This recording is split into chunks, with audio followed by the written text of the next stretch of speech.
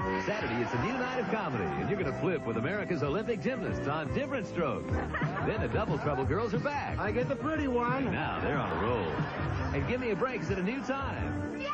Then it's the premiere of Spencer. He's a girl-crazy guy, or is he just crazy? It's 2 hours of fun Saturday night. We're Channel 4, just watch us now.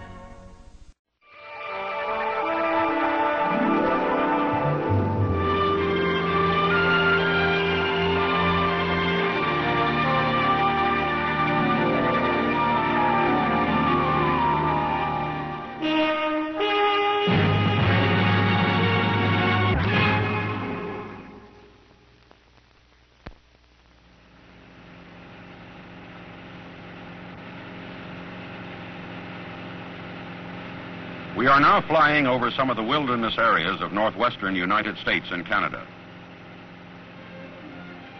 Here there are thousands of square miles of uninhabited wilderness that is still unexplored.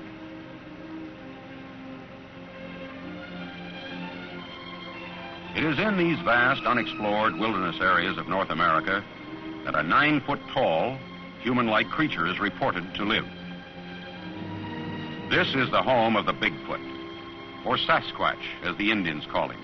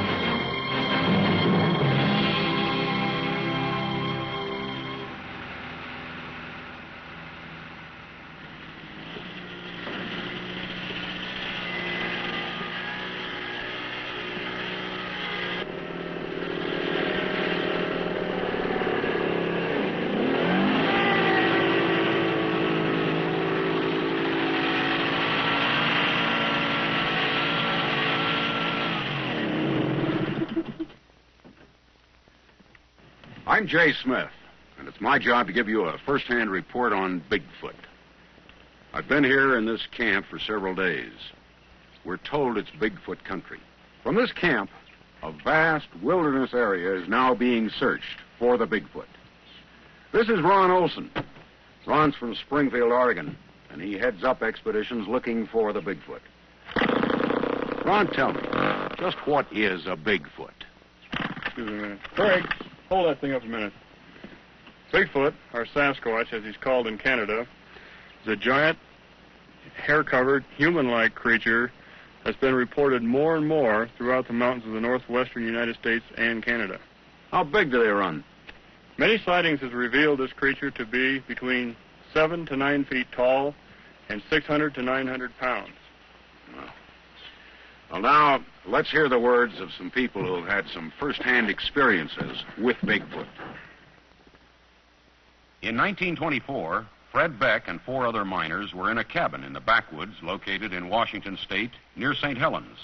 There were 4 or 5 creatures who approached the cabin during the night and proceeded to harass the miners by throwing rocks and pounding on the walls and doors of the cabin. No, they was big shoulders and small hips and hairy. They was, I'd call them a black turned brown by the sun, outside hair. That's what I would call them to be. And muscular. And they looked like they was about 8, 9 foot tall. I've no way to tell. Another miner and prospector, Albert Ostman, in 1924 was camped near Toba Inlet in British Columbia. While asleep in a sleeping bag, he was picked up and packed several miles. Daylight found him in a small valley encircled by cliffs. This was home for a family of these creatures, he was able to escape after 6 days by getting them sick on a box of snuff. Now let's listen to Mr. Ostman's experience. Well, there was 4 of them, and none of them look alike. There was what I call the old man, because I had no scale or any rules for measurement, but he was at least 8 feet tall, and must have weighed at least 800 pounds. But what I call the old lady, she couldn't have been over, what, 600-700 pounds. She was probably 7 feet tall, and they were all covered with hair. By 1956, there had been several such reported sightings, which had been reported in small local newspapers. Mr. John Green, publisher of a newspaper at Harrison Hot Springs, British Columbia, began investigating some of these sightings. Here is John Green to report on a sighting he investigated in 1957. When I first came here in about 1957, it was still pretty well open. But all this has grown up since then.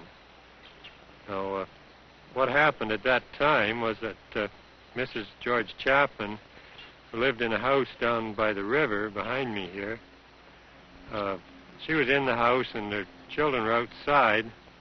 One of them came in and told her that there was a cow coming out of the woods. So she looked out and she saw this man-like thing, but about 8 feet tall and completely covered with hair like a bear.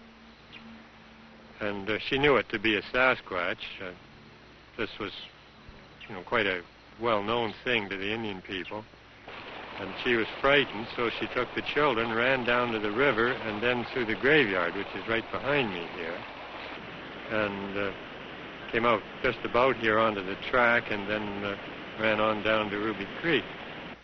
Now, she'd really only had one quick look at the thing, so it wouldn't be that convincing a story, except that a lot of people immediately went back there and saw these enormous tracks.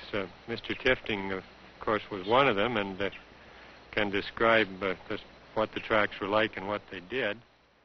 NBC Late Night Movie returns following these messages.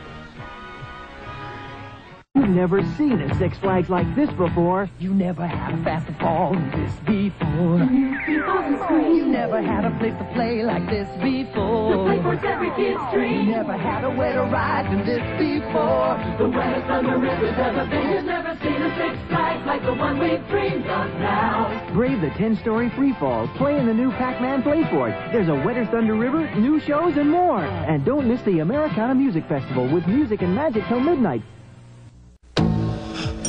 When I grow up, I want to be a track star. No one ever says, I want to be a junkie when I grow up. I want to be a ballerina. Yet thousands of kids let getting high make a mess of their lives. I want to be a nurse. Don't let drugs get in the way of your dreams.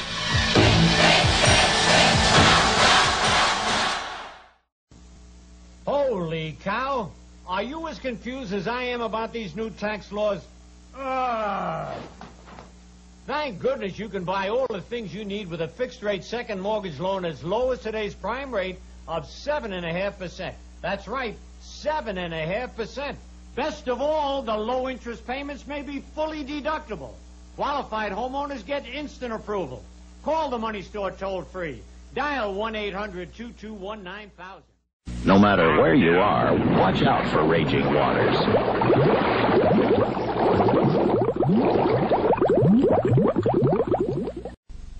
We're Channel 4, just watch us now.